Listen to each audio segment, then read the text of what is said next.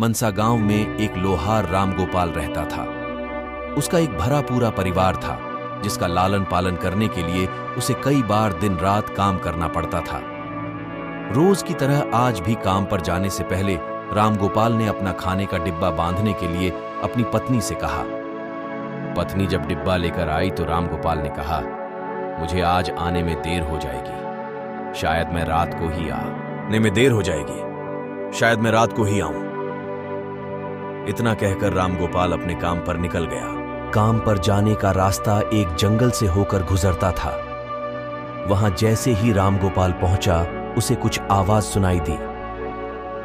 जैसे ही रामगोपाल कुछ पास गया तो उसने देखा कि एक साधु भगवान का मंत्र जपने के साथ ही हंस रहा है।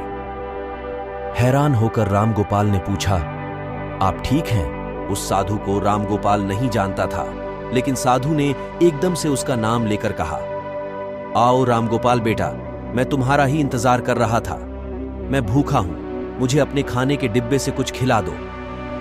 बाबा से अपना नाम सुनकर रामगोपाल हैरान था, लेकिन उसने कोई सवाल नहीं किया और सीधा अपना खाने का डिब्बा निकालकर उन्हें दे दिया। देखते ही देखते बाबा ने रामगोपाल का सारा खाना खा लिया। उसके बाद उस साधु ने कहा, बेटा, मैं तो सारा खाना खा गया, अब तुम क्या खाओगे? मुझे माफ करना।